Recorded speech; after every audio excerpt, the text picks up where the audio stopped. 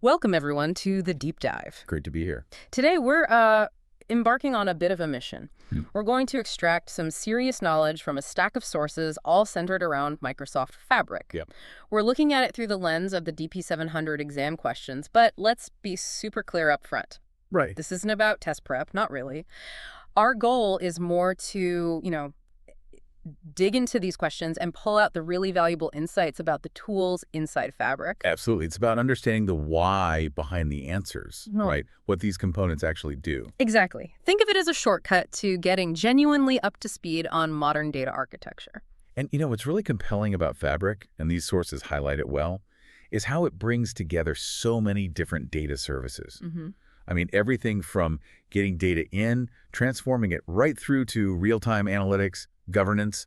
It's all sort of under one umbrella. Yeah. And I think we'll uncover some real aha moments about how these pieces actually fit together, how they create this cohesive ecosystem for, well, anyone working with data. Yeah. It definitely streamlines the whole journey. Totally agree. And whether you're maybe gearing up for a big project or prepping for an important meeting, or honestly just curious about how these modern systems work, getting a grip on these core components is just incredibly valuable. Definitely. Just for a tiny bit of context on the exam itself, the DP-700, it's web-based, 90 minutes long, about 50 questions or so. Okay. Passing score is 700 out of 1,000, and you can take it in English or Japanese. Okay, enough background. Let's unpack this thing. Let's do it. All right, let's dive straight into our first scenario. Imagine this. You need to set up scheduled data ingestion. You've got a CSV file sitting in what Microsoft calls one lake. Right. One lake, that unified data lake for the whole organization. Exactly. So knowing that, which Fabric component should you grab to get that data moving automatically on a schedule? Okay, yeah. For scheduled ingestion from something like a CSV in one lake, the component you'd absolutely reach for is a data pipeline. Data pipeline. Okay. Think of them as the orchestrators, They're specifically designed for scheduling and automating these kinds of data movement and transformation tasks. So it handles the run this every Tuesday at 2 a.m. kind of thing. Precisely. The real insight here is how it lets teams stop worrying about the manual chore of moving data repeatedly. Right. The repetitive stuff. Yeah, it automates that critical first step, especially when you need it to be reliable and happen without someone clicking a button each time. Frees you up for the analysis part. Makes perfect sense for those scheduled batch-type jobs. But, okay, here's where it gets, I think, really interesting. What about real-time data? Ah, yes, the fast stuff. Yeah, data that's constantly flowing in. Which language is best suited for querying that kind of stream within Fabric's real-time intelligence features? A lot of people might default to SQL, right? But is that the best choice here? Well, SQL is obviously super powerful, but for real-time data, specifically within Fabric's real-time intelligence, the optimal choice is actually Custo Query Language, or KQL. KQL. Okay, tell me more about that. Why KQL? So KQL is specifically optimized for querying high-volume real-time streaming data and also for log analytics. It's different from standard SQL in this context because it has these built-in capabilities for things like time series analysis, pattern recognition, handling semi-structured data really easily. All this makes it incredibly fast and efficient for analyzing data pretty much as it arrives. It's really built for speed on fresh data. That's a great distinction. It really shows Fabric tailoring the tools, doesn't it? Yeah. SQL for some things, KQL for this specific real-time need. Exactly. Horses for courses, as they say. Right. Okay, let's shift gears a bit. Let's talk data governance. Say you want to let a team of analysts access only a specific subset of files. They're inside a larger workspace folder in your lakehouse. And just quickly, a lakehouse kind of combines the flexibility of a data lake with the structure of a data warehouse. So how do you give them just the access they need without, opening the floodgates? Yeah, that's a common one. For that scenario, the solution you'd want to configure is folder-level permission. Folder-level permission makes sense. You do that granular control right at the folder level. Honestly, it's the most straightforward and efficient way to manage access for grouped files. So you're not messing with individual file permissions for dozens of files. Exactly. You ensure your analysts see only what they're supposed to see, and it keeps administration manageable, balances security and usability.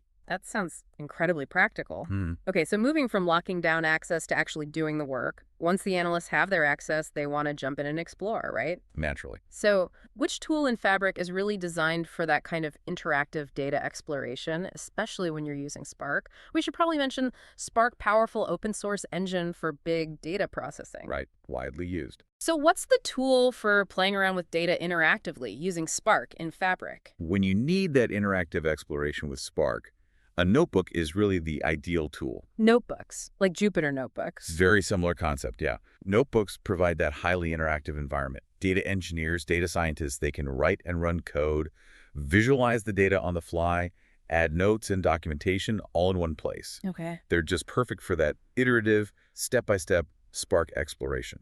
You test something, see the result, refine it, test again. Got it. So less about scheduled jobs, more about hands-on discovery. Exactly. All right, let's talk about when things maybe don't go quite right. You've got these data pipelines running. Yep, happens to the best of us. And one fails.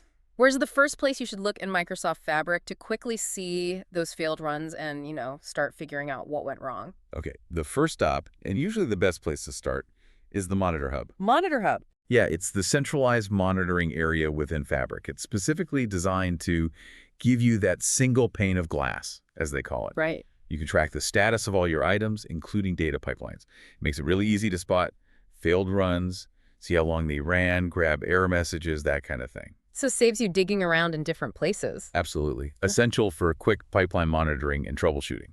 Saves a ton of time when something breaks. That central view sounds like a lifesaver. Yeah. Okay, now let's talk transformation. Specifically, batch transformation processing, big chunks of data all at once. Mm-hmm. Which components in Fabric give you solid options for doing that? I think there are actually a couple of good choices here, right? Serving maybe slightly different needs. You're right. There are two main ones here. The two key components are Dataflow Gen 2 and notebooks. Okay, Dataflow Gen 2 and notebooks. We just talked about notebooks for exploration. How do they fit into batch transformation? Well, notebooks, using Spark, are perfect for code-driven complex batch transformations. Data engineers and scientists who need that fine-grained programmatic control, custom libraries, complex logic, they'll often use notebooks. Gotcha. Code-heavy option. What about Dataflow Gen 2? Dataflow Gen 2 is more of a low-code, scalable ETL extract transform load environment. It uses a graphical interface, similar to Power Query, if you're familiar with that. No, okay. More visual. Exactly. It's fantastic for, say, data analysts or maybe citizen integrators who need to build pretty robust data transformations without necessarily writing a lot of Spark code. So you've got both angles covered, low code to visual and code intensive. Precisely. It offers flexibility depending on the task and the user skill set.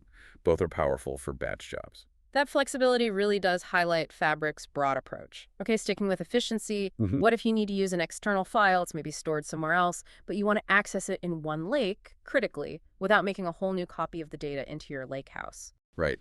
Avoiding data duplication. Very important for cost and consistency. Yeah.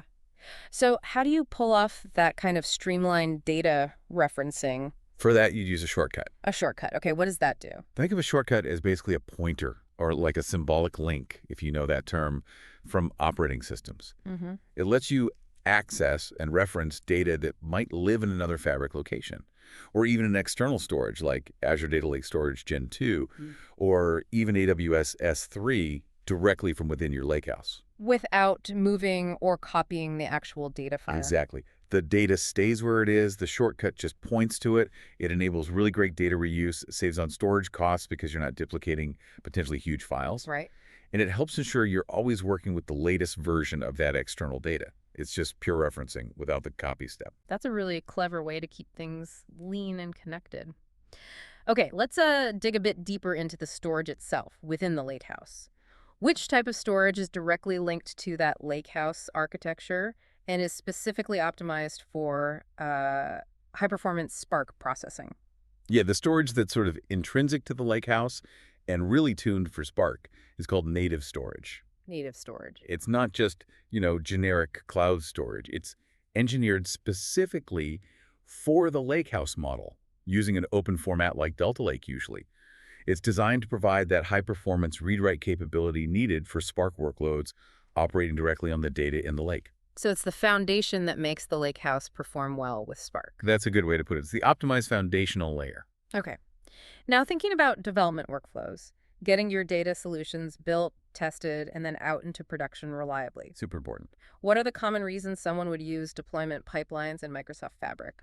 Sounds like there might be a couple of key drivers here. Yeah, there are definitely two main reasons you'd leverage deployment pipelines. The first is to implement CI/CD across environments. CI/CD, continuous integration, continuous deployment. Exactly. And the second related reason is to promote assets between dev, test, and prod environments. Okay, so moving things along the chain. Right. These pipelines are crucial for automating and standardizing that whole process. You build something in your development workspace, like a report, a data set, maybe a data pipeline itself. You test it in a test workspace, and then you use the deployment pipeline to push it reliably and consistently into production. So it avoids manual copying and pasting, potentially introducing errors. Precisely. It ensures version control, reduces those manual deployment errors, and ultimately speeds up how quickly you can get new data solutions or updates out to your users. It's a huge benefit for team collaboration and reliability. Definitely sounds like a must-have for any serious development effort. Okay, final scenario for today.